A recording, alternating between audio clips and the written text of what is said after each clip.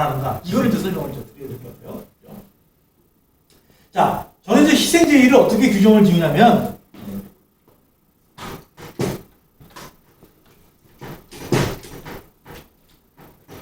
이렇게 항상 월요일 날 교회나 학교를 와가지고 이렇게 칠판을 쓰려고 그러면은 그 전에 많이 써가지고 이게 잘 안 돼요. 그죠? 그래서 저는 생각하기를 희생제의 체계를 세 부분으로 나눕니다. 그래서 하나는 준비, 그 다음에 사용, 그 다음에 처리. 그래서 그 제사드림을 생각할 때는 이 세 가지 단계를 고려해야 된다라고 생각하는데, 중요한 메인 이벤트는 어디서 있냐면 번제단에서 있습니다. 그리고 이제 여기 그 헌제자가 있고, 여기 이제 제사장이 있습니다.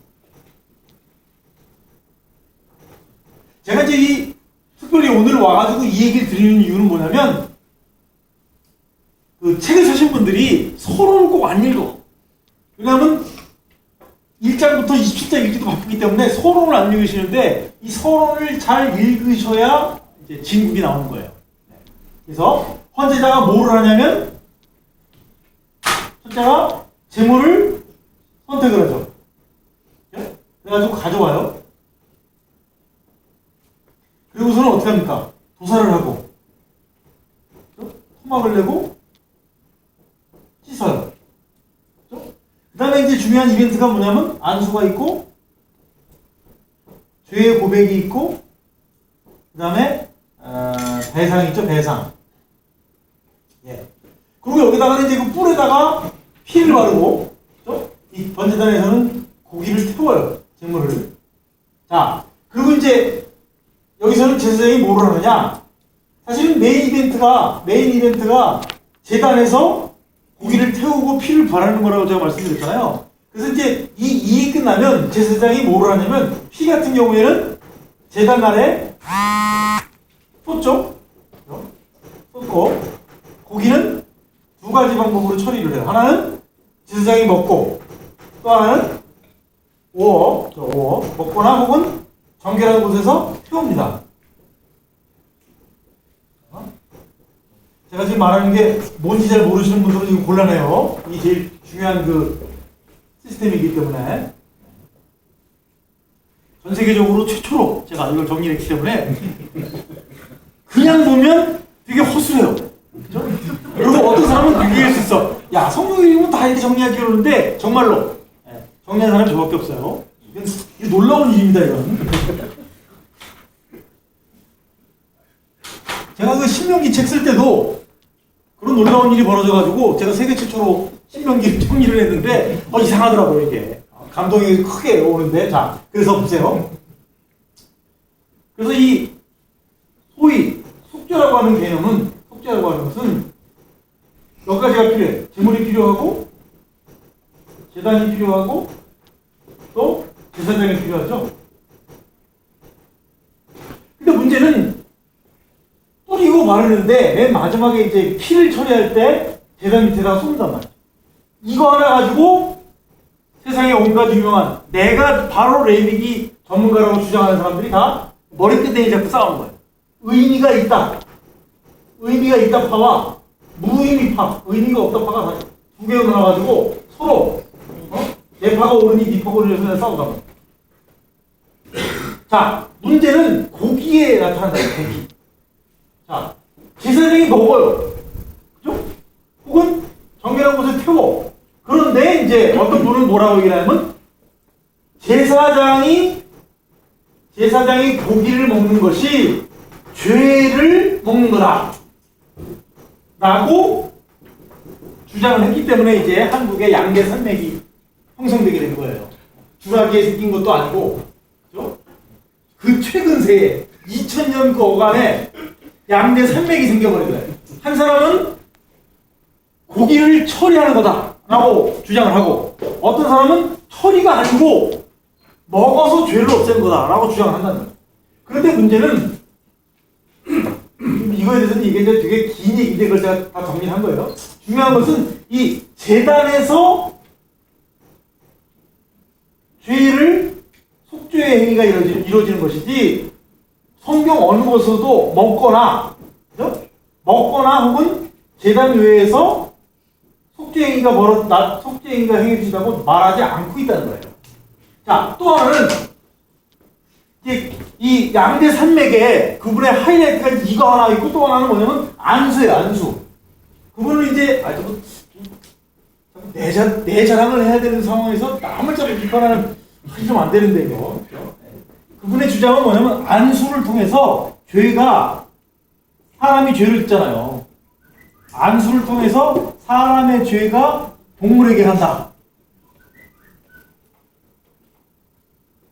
동물에게 전가된다고 하는 것인데 그분의 중요한 개념 중에 하나가 바로 이 전가교리와 제사장이 고기를 먹음으로써 죄를 없앤다라고 하는 건데 골자 미리 말씀드리고 시작 보시죠.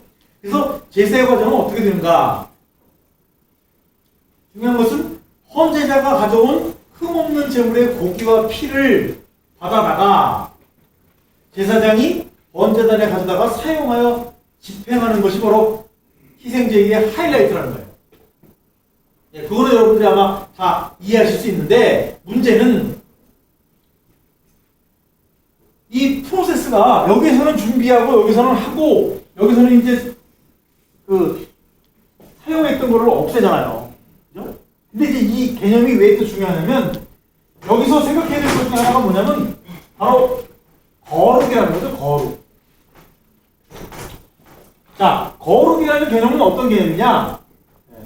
거룩이라는 건 딴 게 없어요. 하나님께 드리는 거, 제물로 드리는 거, 혹은 하나님께 온전히 드려진 거를 성경은 레위기는 거룩하다고 주장한다는 거예요. 그래서 지금 문제가 뭐냐면 2단계 지금 헌제자가 그 제물을 회막문 앞에 가져와서 하나님께 드리는 그 순간 그 제물은 거룩해진다는 거예요. 거룩해진 것을 가지고 왜냐면 우리가 거룩의 등급에서 이게 지금 레위기를 제한해서 제일 중요한 게 거룩의 등급인데 거룩의 등급에서 이 회막은 어떤 등급이냐면 거룩한 등급이란 말이에요. 그러니까 하나님을 만나려면 정결한 사람만 하나님께 제물을 가져갈 수 있어요. 정결한 제물을 하나님께 드리는 그 순간 등급이 올라가요. 그죠? 한우 등급 A 등급에서 이 회목으로 들어가면 등급이 AA가 되는 거예요. 그죠? 그러니까 문제가 뭐냐면 사람이라는 게 우리가 이제 1인 기업 같은 데는 문만 열면 바로 사장님을 볼 수가 있고 컴퓨터만 키면 바로 일자리지만 대기업이나 그리고 보안이 제일 중요한 데서는 어떻게 해요? 아무나 들어갈 수 있는 게 아니야. 저 같은 사람이 그냥 지하철 패스 그거 찍는다 그래서 통과 그런 게 아니라 어떻게 해요? 잘못 누르셨습니다. 그죠? 그런 말이 반복되면 시큐리티들이 와가지고 데리고 나가잖아요. 당신이 이거 거기서 뭐 하는 거냐? 그죠? 그런 거 똑같은 것처럼 이게 회막의 특징은 이 레벨이 높단 말이에요. 거룩의 등급이기 때문에 일단 갖춰진 것은 속죄에 사용되어 난 후에도 얘네들의 거룩의 등급이 높단 말이에요. 그래서 이 한번 들여져서 사용된 피와 제물의 고기에 있어서 처리가 제일 큰 문제라는 거죠. 그래서 피 같은 경우는 등급이 더 높기 때문에 죄를 직접적으로 씻는 등급이 높기 때문에 번제단 밑에다가 쏟는단 말이죠. 얘는 먹을 수가 없어요. 왜냐면 기본적으로 성경에는 그 피와 기름은 먹을 수가 없다고 하는 이유가 뭐냐면 이 거룩한 용도로 사용되지 않기 때문에 그런 건데 자 문제는 고기라는 거죠. 고기. 그래서 이 고기가 이제 피하고 고기가 이제 죄를 씻는 것이었기 때문에 이분들의 얘기는 그거예요. 피에도 죄가 남아있다 이거죠. 피 자체가 죄를 포함하고 있기 때문에 얘는 등급이 높아서 여기다가 버리고 고기 같은 경우도 죄의 문제를 해결했는데 이 고기에 죄가 약하게 묻어있다. 약하게. 여기 피의 경우에는 죄가 강하게 묻어있기 때문에 어떻게 할 수가 없고, 고기는 죄가 약하게 묻어있기 때문에 마치 무슨 그 우리가 저기 뭐 바이러스나 아니면 그 백신 맞듯이 제사장은 약간 그 저항력이 있어서 그 죄가 묻어있는 고기를 먹음으로써 헌제자가 죄를 지은 헌제자가 드린 제물을 제사장이 먹음으로써 이제 완결을 짓는다고 하는 것이 이제 그 주장인데, 저는 생각이 뭐냐면 그게 아니고 일단 이 용도에 따라서 사용된 후처리라는 거죠. 또 우리가 제가 여기서 사용되고 주로 사용하는 이제 그 비유가 뭐냐면 핵발전을 제가 핵발전소를 제가 예를 드는데, 핵발전소의 그 방사능은 저기 유라늄은 일단 채굴을 해갖고 프로세싱을 해야 돼요. 그래가지고 발전한단 말이에요. 그러니까 이 우라늄의 목적은 발전이거든요. 발전. 이게 지금 발전과 상호하는 죄의 용서에 대한 하는 건데, 발전을 하고 나서 남은 이 사용된 우라늄은 그냥 함부로 버릴 수가 없다는 거예요. 왜? 이 자체가 위험하기 때문에. 마찬가지로 제가 그래서 이 뭐 어찌 보면 별거 아닌 것 같은 그 도표도 만들 때 이거를 어떻게 비유적으로 설명하는가 생각하다 보니까 핵발전소가 제일 설명이 잘 되더라고요. 그래서 준비를 할 때도 우라늄 처리를 해서 핵발전소에서 돌려가지고 발전을 하는데, 그것이 발전하고 하게 되면 예를 들어서 뭐 우리가 제일 문제 삼는 게 그거잖아요. 저준위, 장갑, 그 다음에 무슨 고준위 그래가지고 이제 얘네들을 처리하는, 사실은 처리가 아니고 계속 반감을 할 수 있도록 사람들과의 관계를 이렇게 띄워놓는 것밖에 안 되는데, 지금 이 고기와 피의 후처리 문제도 이렇게 이해를 해야 되지 않겠는가. 그러니까 사람이 고기를 먹어서 남아있는 죄의 흔적을 없앤다는 그 해석하기에 틀을 대기보다는 오히려 하나님께 드려진 거기 때문에 필요한 용도에 사용된 후라도 이것 자체가 거룩해서 취급 인간을 받지 않은 제사장이라든지, 그 다음에 취급하면은 안 되는 어떤 회막 밖에서 아무렇게나 처리할 수 있는 것이 아니고, 오직 그 고기에 있어서는 두 가지 해결책밖에 없다는. 하나는 제사장이 먹는 거, 두 번째는 그 진영 밖 정한 장소에서 태우는 거란 말이에요. 그러면 이 죄라고 하는 그 어떤 윤리적 개념이 먹는 거라든지 혹은 태우는 것을 통해서 그게 해소될 수 있는 거냐 하는 문제가 발생하게 된다는 거죠. 자, 그다음에 이제 준비 단계 중요성을 한번 보죠. 이제 좀 더 진행해 보겠습니다. 그래서 이 첫 번째 1장부터 앞부분에 나와 있는 제물의 경우에는 의무적인 게 아니라는 거예요. 그래서 헌제자가 제물을 드릴 마음이 생기면, 이거는 이제 그 번제, 소제, 화목제 경우에만 결정이 되는 거죠. 이름을 생기면, 혹은 그 속죄제, 속건제 같은 경우는 어떻게 해요? 아, 내가 죄를 지었구나라고 하는 마음이 들면 제물을 드리겠다는 마음이 생길 거 아니에요? 그렇게 되면 흠이 없는 제물을 가지고 와요. 어디로 가지고 오느냐? 회막문 앞으로 가지고 와야 된다. 그렇게 되면 제사장은 그 제물이 하나님께 드리기에 합당한가 안 합당한가를 세밀하게 살펴봐야 돼요. 세밀하게 안 살펴본 결과가 이 말라기 1장 6절에서부터 14절에 나옵니다. 그래서 제가 어저께 더러운 음식의 종말이라고 설교를 했습니다. 여러분들 궁금하신 분 있으면 유튜브에 검색을 해보시면 아주 훌륭하지는 않겠지만 아주 정확한, 거짓말하지 않는 설교를 들을 수가 있을 거예요. 자, 그런 다음에 이제 헌제자는 다음에 세 가지 중에 두 가지를 해야 된다는 거죠. 그래서 안수를 하거나 그 다음에 죄를 고백하거나 배상을 해야 돼요. 신기한 게 4장부터 5장에 보면 두 종류의 속죄제가 나오고 한 종류의 속건제가 나오는데, 만약에 안수가 죄를 전가하는 측면에서 이해를 하려면 이게 자체가 문제가 생긴다는 거예요. 첫째는 뭐예요? 안수는 범죄와 무관한 경우에 안수하는 경우가 있어요. 번제물과 화목제물의 경우에 범죄와 무관하게 안수를 하고, 또 범죄와 유관하게 안수하는 경우가 있는데, 그때는 언제냐? 비고의적으로 범죄에 대해서 속죄물을 드릴 때 염소를 할 때 사용하고 또 제사장을 위임할 때. 제가 지금 저 제목을 잘못 들었네요. 그러니까 세 가지가 있다는 거죠. 첫째는 범죄와 무관하게 드리는 경우, 두 번째는 범죄와 유관하게 드리는 경우, 세 번째는 제사장을 위임할 때 안수한다는 거죠.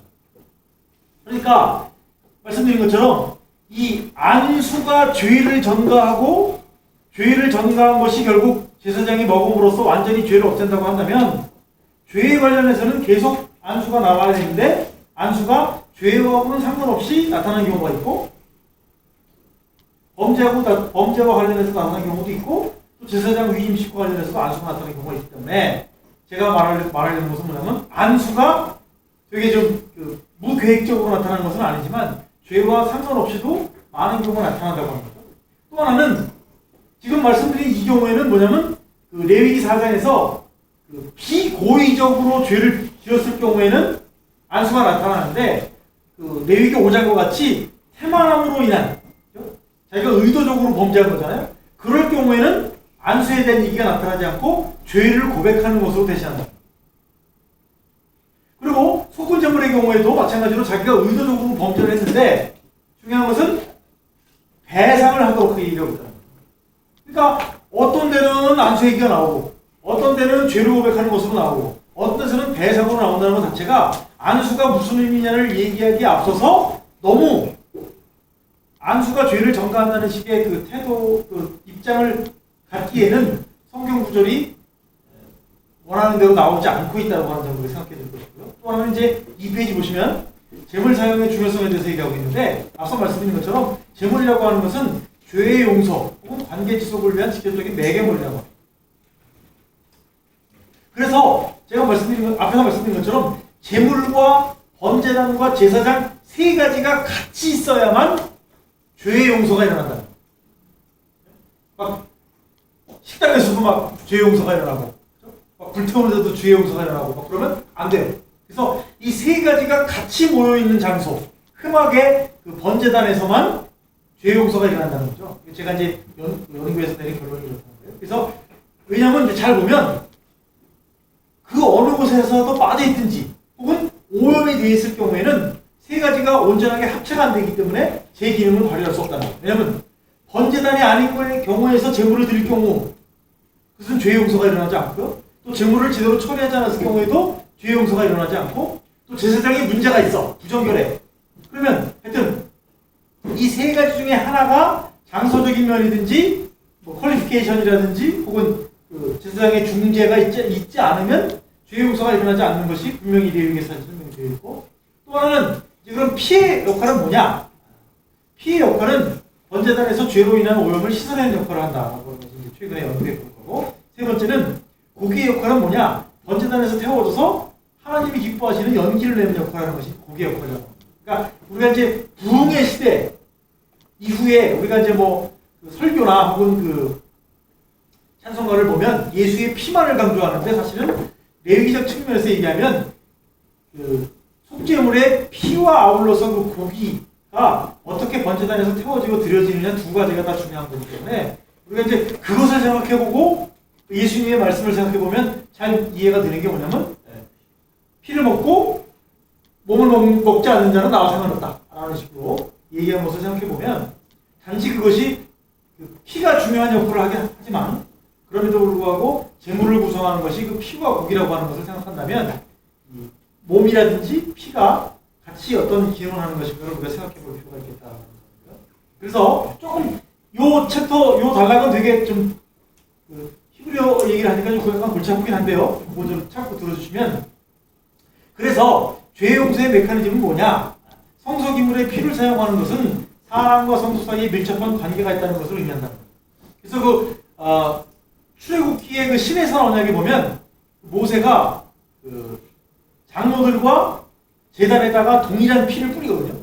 이 피를 통해서 제물을 드리는 사람과 제단 사회의 그 사이에 어떤 민감한 연결을 지는 부분이 나오는데 그 부분은 이제 레위기 8장인가 9장에도 보면 성소와 제사장이 같이 이게 피를 뿌리는 장면이 나오긴 합니다. 그래서 왜 그럼 하나님이 피를 통해서 제단을 통해서 제물을 통해서 그런 어떤 형상의 트리오를 만들었는가에 대해서 자세하게 성경을 설명하고 있지 않지만 우리가 성경을 읽어보면 이 세 가지가 한꺼번에 같이 작용을 할 때에만 하나님이 원하시는 그 죄의 용서가 나타난다는 것을 알 수가 있겠는데 제일 중요한 것은 이제 키페르라고 하는 동사를 우리가 생각해 볼 필요가 있다는 거죠. 이 키페르라고 하는 말은 두 가지 큰 용도로 사용됩니다. 주어는 하나님 혹은 주어는 제사장 그리고 목적어는 성소 기물 혹은 사람으로 나타난다는 거예요. 그래서 이 키페르라고 하는 말은 특정한 사람을 대신하여 그리고 사람을 위하여 누구누구에게 사용하는 세 가지 행위적인 수단이라고 할까요? 목적이 갖춰져 있다고요.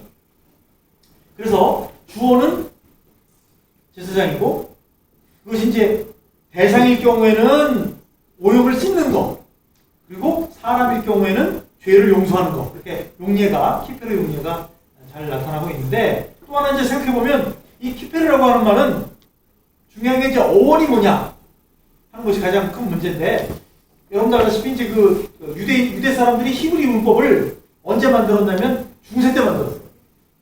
중세 때는 가장 히브리어랑 유사한 언어가 아랍어였거든요. 그래가지고 아랍어를 가지고 이제 히브리 문법을 만들었어요. 유대인들이. 그런데 그때 사람들이 어떻게 생각했냐면 아랍어로 카파르라고 하는 말이 가장 키페르하고 유사하지 않겠는가라고 생각을 했다는 거죠. 그래서 이제 카파르라는 말을 어떻게 규정을 내렸냐면 카파르라는 말이 어떤 말이냐면 죄를 하나님의 시야에서 가린다라고 얘기했어요. 우리가 이제 보통 신학교 다니면서 맨날 배운 게 그거잖아요. 뭐 하마르티아. 하마르티아는 이제 헬라어입니다. 헬라어. 하타트라고 속죄제를 이제 어떻게 70인역이 번역을 했냐면 하마르티아라고 번역했는데 하마르티아는 항상 떠오르는 게 뭐예요? 관역을 벗어난다. 맨날 그 얘기만 듣다 보니까 우리가 이제 헷갈릴 수 있는데 오늘 여기 정통 신약학자가 있는 데서 제가 의학자가 이렇게 외람되게 말하는 것은 중요한 문제가 될 수 있지만 신약을 잘하면 소용없어요. 구약을 잘 알아요. 신약이 먼저라고 구약이 난 게 아니라 구약이 먼저 신하고 신약이 난 거기 때문에 그렇죠? 거기도 보세요. 신구약이라고 했잖아요. 제가 5년 전 옛날 사진을 올린 이유가 뭐냐면 저기 지금 황 목사님 사진은 최근에 찍은 사진 최신 사진 저는 오래된 사진 이게 신학적으로 중요한 의미가 있기 때문에 저는 제목을 바로잡으려는 그런 의도가 있는 거지. 저는 이게 뭐 사람을 속이거나 자 그랬는데 최근에 이제 19세기 이후부터 고고학이 발달을 해가지고 히브리어보다 더 오래전 셈적 언어를 이제 발견한 게 뭐냐면 아카드였단 말이에요. 아카드어를 가지고 히브리 문법을 다시 쓰다 보니까 이것도 살펴보게 됐다는 거예요. 그랬더니 아랍어로는 덥다예요. 덥다. 그죠? 이래서 저는 문제다 생각해. 한국교회가 뭐가 문제예요? 은혜로 덮읍시다. 이거는 그냥 잘못된 거예요. 속죄론적 측면에서는 은혜로 덮읍시다 그러면 안 돼. 이 아카더에는 가장 유사한 단어가 뭐냐면 꾸프르라는 거예요. 꾸프르. 이 꾸프르라고 하는 말은 닦다예요. 닦다. 오염된 것을 씻어내다. 닦아내다. 그렇죠? 왜냐하면 우리 시야에 안 보이고 가리면 그렇죠? 어느 때인가 또 한번 눈이 확 뜨이는 순간에 또 보일 거 아니에요. 그러니까 이 아카더, 꾸프르라고 하는 말에서 키페르가 나오지 않았냐고 규정짓는 것이 오히려 더 적절하다는 거예요. 왜? 죄의 오염을 씻어낸다. 죄의 오염을 가리운다라고 하는 것이 기본적인 죄론에 대한 이해였다면 왜냐면 그게 중세 때 히브리 사람, 유대인들이 아랍어 사전을 가지고 만든 게 그거였는데 지금 20세기에 들어서서 히브리 학자들이 아카도를 통해서 보니까 키페르라고 하는 말은 덮다 가리운다라기보다는 씻어낸다 없앤다라고 하는 것이 더 가깝다는 거죠. 그래서 여러 가지 복잡한 얘기 빼고 그래서 키페르라고 하는 말을 두 가지로 이해하는데 첫 번째는 씻어낸다는 의미와 또 하나는 이 키페르라고 하는 말이 또 하나의 의미가 뭐냐면 코페르라고 하는 말이 사용되는데 이 코페르라고 하는 말은 배상한다. 몸값을 지불한다는 것을 의미합니다. 그래서 예수 그리스도의 고귀한 희생이라고 하는 것은 구약 시대의 희생 제물이라고 하는 것은 첫째는 씻어내는 것, 잘못한 것을 씻어내는 것이기도 하지만 또 하나는 대가를 지불하는 것입니다. 그래서 왜 죄를 생명으로 갚아냈냐 하는 측면에서 봤을 때 우리가 그 구약에서의 제사나 혹은 그 하나님께서 그 자기 아들을 독생자를 우리를 위해서 죽게 하셨다는 것 자체가 생명 자체가 갖고 있는 그런 고귀한 희생, 그것으로 대가를 지불한다고 하는 것이 더 잘 이해가 될 수 있다. 자, 그래서 이제 나가시면 거의 다 끝났습니다. 이제 제물 처리의 중요성을 보면 제사장은 기본적으로 헌제가 드린 제물을 받는다는 거죠. 그러니까 구약이나 신약이나 그 제사제도 제물 드리는 것에 제일 중요한 것은 누가 누구를 대신한다는